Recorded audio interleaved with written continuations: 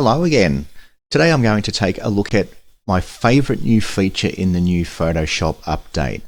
So Adobe have done a massive update for Photoshop, Lightroom, and more importantly, Adobe Camera Raw.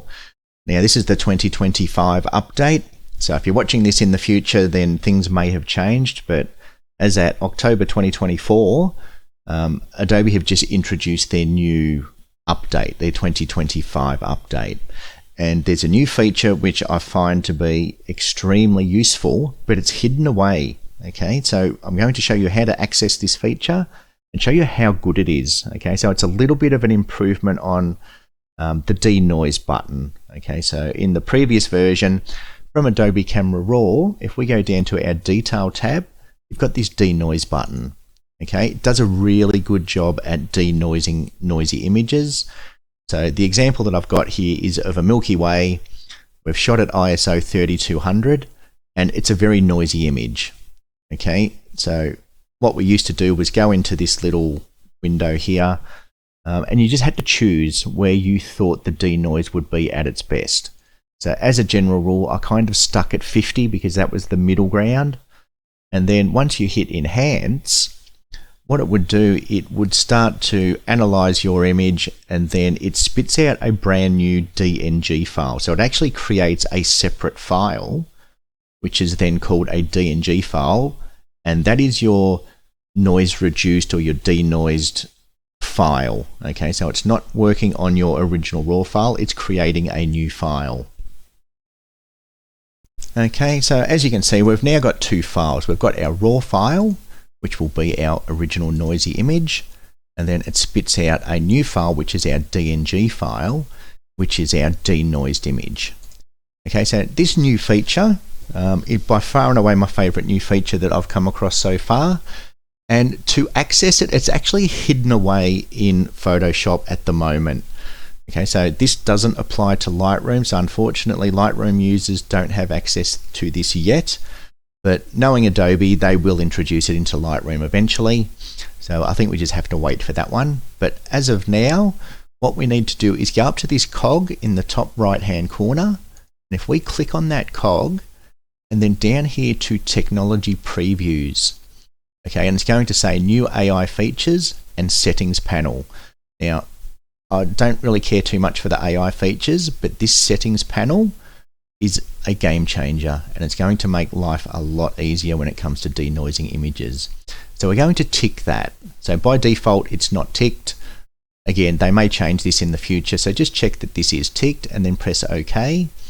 And then what we need to do is we need to actually restart Photoshop. So I'm just going to close that down and restart it.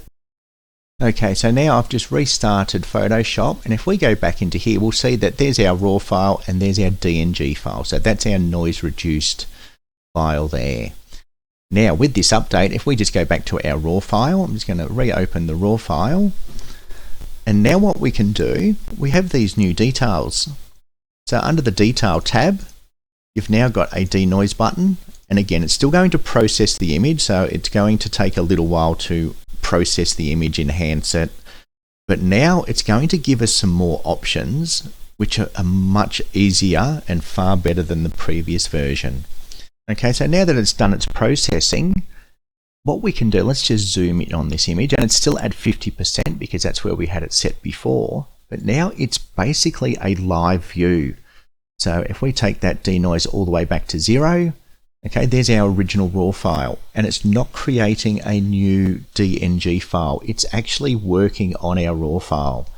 Okay, so this really is a good update. Okay, and we can just slide this up. We go all the way up to 100%.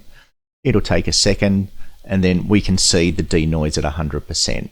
So now we can actually see exactly how much denoise is being applied before we commit to creating that new DNG file. Okay, so, and that's pretty much it. That is by far and away my favorite new update. I don't care too much for all the new AI tools, but this denoise panel is really good. And just, if we don't want to denoise our image, we can then just choose our raw details is a very good one to choose. Okay, so I highly recommend do the raw details. That will get rid of hot pixels and it will just clean up the image a little bit. and then you can still apply your denoise on top of that. Okay, or we can still use our super resolution. Now, I do have issues with this super resolution. I gave it a quick try before, and I'm not happy with the results, so I might cover that in another video. But yeah, I think the super resolution's taken a bit of a backward step. Okay, I'm not happy with the way it works now, but I might cover that in another video on how to upscale your images, because yeah, that super resolution, I have not been impressed with the results. The denoise is fantastic. The denoise is really good, especially for those high ISO images. And the fact that now that we can see it live without committing to a percentage and then creating a separate DNG file, now we can just change this on the fly and see what it's doing. Okay, so that's pretty much it for this video. Nice quick one. Yeah, lots of new updates in Photoshop and in Lightroom. I'll cover the ones that interest me. Okay, there's a whole heap of ones on AI removal tools. I don't care too much for the AI removal tools. Okay, if you want to remove power lines, just don't take a photo of power lines. Okay, that's the way I see it. I don't need an AI to remove power lines for me. I'm just not going to shoot power lines. Now, if you did like this video, please leave a like. Please subscribe as well, because I've been doing a lot of live streams lately and I really want to start pushing live streams. So you'll see me out in the field live taking photos, mainly sunsets because of the timing.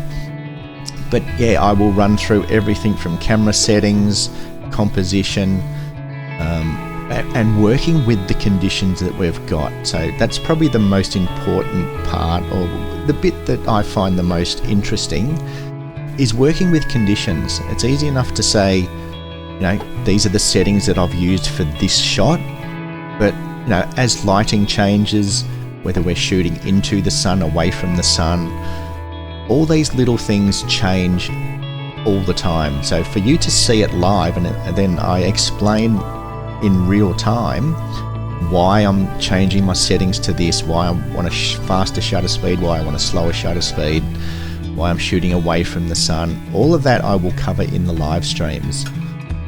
So we have a really great bunch of people that join me in the chat. So yeah, please hit that subscribe button, hit the notification bell so you'll get notified when I am going to go live. Some days I'll give you a couple of hours notice, some days it will literally be a last minute thing.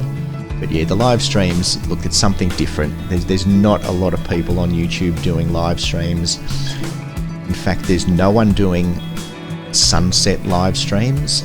Okay, so, and that's what you know, if you don't want to listen to me talk crap, you can sit there and watch a live sunset. Okay, so yeah, I would love to see a few people join in on the chat. Feel free to ask questions, pop in, say hello. Something different, and what I think is interesting, seeing a professional landscape photographer doing his thing in the wild. Okay, and that's all it is. It's just me out there taking photos, and I'll explain what I'm doing as I'm doing it. Finding locations, working with light. So yeah, something different. So would love to see some of you there.